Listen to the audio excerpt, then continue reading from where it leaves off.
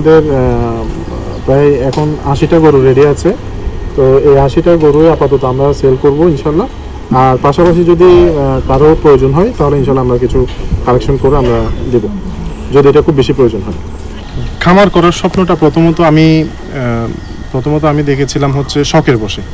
এটা আসলে আমি যে আজকে ব্যবসায়িকভাবে যে এটাতে লেগে যাব বা চলে আসবো, আমি এটা আসলে আগে কল্পনা করিনি। আমার পশু পাখি গাছপালা সব কিছু আমার আসলে মানে আমার মনের একটা খোরাক, মনের আনন্দের একটা খোরাক হিসেবে কাজ করে।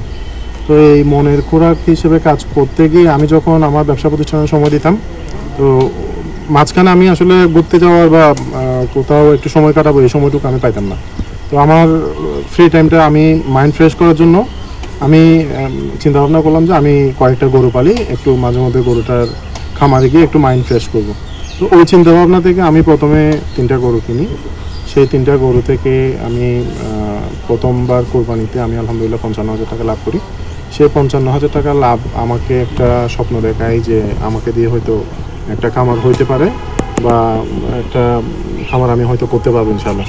আমার একটা জায়গা ছিল, আমার প্রায় 1 একরের কাছাকাছি। তো এই জায়গাটা খালি থাকাতে আমি চিন্তা ভাবনা করলাম এই জায়গায় আমি একটা ছোট পরিসরে একটা খামার তৈরি করি। তো ওই 3টা গরু লাভের পর আমি 5টা গাভী কিনি। 5টা গাভী, 3টা গাভী ছিল বাচ্চা সহ আর 2টা ছিল বকনা। তো 3টা গাভী থেকে আমি দুধ পাইতাম প্রায় 27-28 লিটার মতো। সেই 27-28 লিটার দুধ আমি যখন বাজারে সেল করতাম তখন আমি আসলে হিমশিম খেয়ে যেতাম যে এতগুলো দুধ আমি কিভাবে সাপ্লাই করব, কোথায় দিব এতগুলো দুধ। আমার অনেক দিন আমার দুধ নষ্ট হয়ে যেত। প্রতিদিন আমার দুধ ফেলে দেওয়া লাগতো। প্রতিদিন আজকেরটা কালকে নষ্ট, কালকেরটা পরশু নষ্ট, এভাবে করতে করতে আমার প্রতিদিনই দুধ নষ্ট হয়ে থাকতো। তো একটা সময় গিয়ে দেখা যাচ্ছে যে আমি কয়েকটা মালাই চা বিক্রেতার কাছে আস্তে আস্তে আমার দুধগুলো সাপ্লাই করি। তো ওখান থেকে হচ্ছে বেশ কয়েকজন আমার কাছে দুধ চায়, আমি পরে দেখতেছি যে আমি আর দুধ সাপ্লাই দিতে পারতেছি না।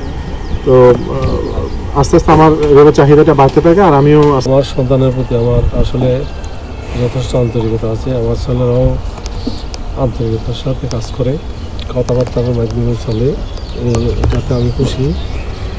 প্রথম কথা হচ্ছে যে ওনারা যখন গরু ফার্ম করার উদ্যোগ নিল তখন আমি তাকে বললাম যে উরুস্থুল করে কিছু করতে নেই, ধীরে আস্তে ধীরে করবা যাতে তোমার বুঝে আসে। আস্তে আস্তে করে আগাইলে তুমি বড় যদি 2,000-5,000 করলেও তখন আর সমস্যা হবে না। একটা দিয়ে শুরু করতে হবে, তখন আস্তে আস্তে বাড়বে, তখন বুঝবে যে কয়টা গরু পারলে আবার কয়জন লোক লাগবে, কি কত খাদ্য লাগবে, এগুলো বুঝে আসতে হবে। না বুঝে কোনো কিছু করার দরকার নেই। যতক্ষণ পর্যন্ত তুমি বুঝতে পারো না যে একটা গরুর জন্য কী পরিমাণ কাশ লাগবে, কেল লাগবে, কোড়া লাগবে, এগুলো আসলে বুঝতে হবে।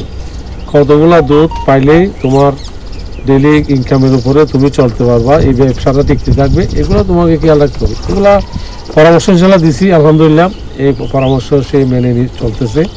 তো মাঝে মধ্যে আমি নিজেও আসি, এর বড় ভাই এও মাঝে মাঝে খবর রাখে ঠিকমতো হচ্ছে কিনা।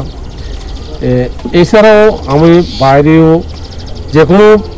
যে কোনো কেউ আমার কাছে যদি পরামর্শের জন্য যায়, আমি তাদেরকেও যে কোনো ব্যবসার জন্য পরামর্শ দিই যে কতগুলো ব্যবসা করতে চাই আমি, যেগুলো ব্যবসা করলে তোমার দ্বারা সম্ভব হবে না, কাজে এদিকে তোমার আগানোর দরকার নেই, তুমি অন্যভাবে চিন্তা করো, এভাবে করো, এগুলো আসলে পরামর্শ দিয়ে থাকি আমি। কোনোদিন আসলে কাউকে কারো পরামর্শ দেওয়ার মন মানসিকতা নাই, আমি কোনোদিন কাউকে কারো পরামর্শ দিও নেই।